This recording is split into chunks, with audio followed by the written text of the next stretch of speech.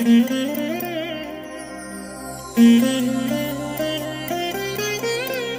దినం పరము నుండి దిగివచ్చు మాట, ఇది నీ జీవితానికి వెలుగుల బాట, నీ ఒడిలో ఉంచబడిన దీవెనల మూట, అద్భుతాల ఆనంద ఊట. డిసెంబర్ 14 సంవత్సరమంతా మీరు బైబిల్ చదివి ముగించడానికి మీరు చదవలసిన లేఖన భాగం ఉదయం యోవేలు గ్రంథం 1 నుండి 3 అధ్యాయములు, సాయంత్రం ప్రకటన 5వ అధ్యాయము. ప్రియమైన దేవుని బిడ్డలారా, ఈ ఉదయకాల సమయంలో ప్రభు మిమ్మల్ని దర్శించునుగాక. ఎలా ఉన్నారు? మీ పనులన్నీ చక్కగా జరుగుతున్నాయా? మీ ఆలోచనలు సఫలీకృతం అవుతున్నాయా? మీరు ప్రభు సన్నిధికి ఎడతెగక మీరు వెళ్ళి ఆయనలో మీరు ఆనందిస్తున్నారా?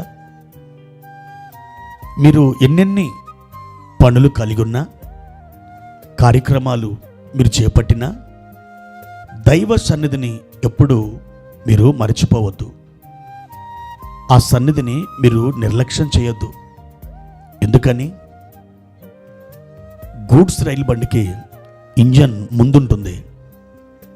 ఆ ఇంజన్ చాలా పొడవైన బరువైనటువంటి ఆ గూడ్స్ బోగిల్ని పట్టాల మీద తీసుకుని వెళ్తుంది.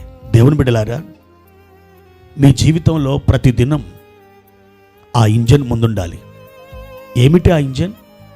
దేవుని సన్నిధి, దేవుని యొక్క వాక్యం, దేవుని సన్నిధిలో మీరు చేస్తున్న ప్రార్థనలు, ఇదంతా కూడా ఒక ఇంజన్ లాంటిది. అది ముందున్నప్పుడు ఎన్ని భారాలైనా, ఎన్ని బరువులైనా అవలీలగా, తేలికగా మీరు వాటిని లాక్కొని వెళ్తారు. అంతేకాదు, దేవుని హస్తం మీకు ఎల్లప్పుడూ తోడై ఉంటుంది. ప్రియ దేవుని బిడ్డలారా, దేవుని వాక్యాన్ని చదువుకుందాం. 107వ కీర్తన 13వ వచనం. కష్టకాలమందు వారు యెహోవాకు మొర్రపెట్టిరి, ఆయన వారి ఆపదలలో నుండి వారిని విడిపించెను. కష్టకాలాలు, ఆపదలు, బాధ, దుఃఖం, ఆవేదన, ఇరుకు, ఇబ్బంది, ఇవన్నీ మనల్ని ఉక్కిరి బిక్కిరి చేస్తూ ఉంటాయి. అయితే ప్రియ దేవుని బిడ్డ, చదవబడిన వాక్య భాగములో ఉన్నట్టు మీరు అలాంటి పరిస్థితులలో ఒకవేళ సాగి వెళుతూ ఉంటే, మీకంటే ముందుగా ఒక గుంపు, ఒక సమూహం, ఒక ప్రజ మీలాంటి పరిస్థితుల గుండా వెళ్ళిందని మీరు గ్రహించాలి. మీరిప్పుడు ఏ పరిస్థితినైతే ఎదుర్కొంటున్నారో, మీకంటే ముందుగా వారు అలాంటి పరిస్థితిని ఎదుర్కొన్నారు. అయితే వాళ్ళు ఏం చేశారు? వాళ్ళు తమ కష్టకాలంలో దేవునికి మొరపెట్టుకున్నారట. ప్రియ దేవుని బిడ్డలారా, మీరు నలుదిక్కులకు కనులెత్తి ఎవరు వచ్చి నాకు సాయం చేస్తారేమని మీరు వారి వైపు వీరి వైపు పరికించి చూస్తున్నటువంటి సమయాలు మీ జీవితంలో ఉండొచ్చు. అయితే మీకు మనుషుల నుండి సహాయం ఎంతమాత్రం రాకుండగా పోగా వారు మిమ్మల్ని నిందించవచ్చు, అవమానించవచ్చు, మిమ్మల్ని అపార్థం చేసుకోవచ్చు. అయితే మనుషుల వైపు కాకుండా మీరు దేవుని వైపు చూస్తూ మీ కష్టకాలంలో మీరు దేవునికి మొర్ర పెట్టినట్లయితే దేవునికి స్తోత్రం కలుగును గాక. మీ జీవితంలో ఒక అద్భుతమైనటువంటి విడుదల తప్పకుండా జరుగుతుంది. ఆయన వారి ఆపదలలో నుండి వారిని విడిపించెను అని నీలాంటి సమస్యలు ఎదుర్కొన్నటువంటి వారు దేవునికి మొరపెట్టినప్పుడు వాళ్ళు ఆ విడుదల అనుభవించారు. నీవు కూడా అదే విడుదల పొందుకుంటావు, అనుభవిస్తావు. ఈ దినాలలో ఒక అద్భుతమైనటువంటి విడుదల నీ జీవితంలో జరగబోతుంది. నీ జీవితంలో ఒక ఆనందం తొంగి చూడబోతుంది.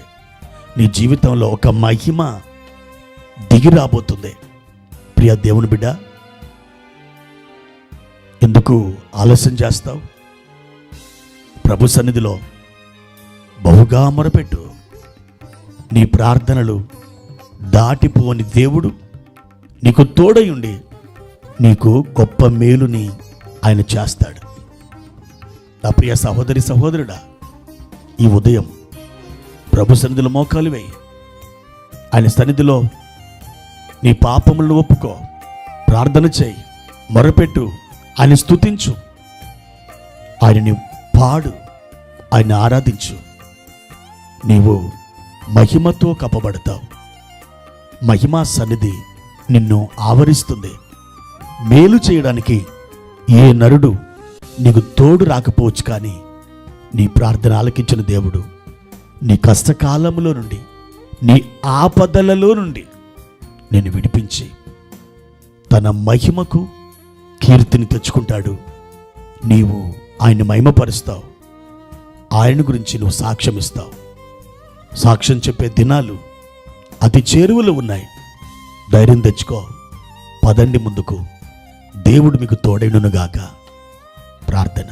ప్రియమైన తండ్రి, మీ పరిశుద్ధమైన నామానికి వందనాలు. ఈ ఉదయకాల సమయంలో మా ప్రియులు ఏ కష్టకాలములో, ఏ వేదనలో, ఏ బాధలో ఉండి వారు మీకు మొరపెడుతున్నారో వారి ప్రార్థనలు ఆలకించి వారికి జవాబిచ్చి ఈ దినములలో ఒక అద్భుతమైన విడుదల దయచేయమని ప్రార్థిస్తున్నాను. మా తండ్రి, వారి పరిస్థితులు సంపూర్ణంగా మారిపోవునుగాక. వారి యాత్ర మహిమకరమైన యాత్రగా మారునుగాక. మీ అడుగు జాడల్లో వారు అడుగులు వేయుచు సాగి వెలుదురుగాక. మా తండ్రి, ఈ దినం వారిని ఆదరించండి. వారి హృదయములో కలుగుతున్న ఆ వేదన నుండి వారిని విడిపించండి. మీరు మహిమ పొందమని యేసు నామమున ఈ ప్రార్థన అడిగి వేడుకుంటున్నాను తండ్రి. ఆమెన్.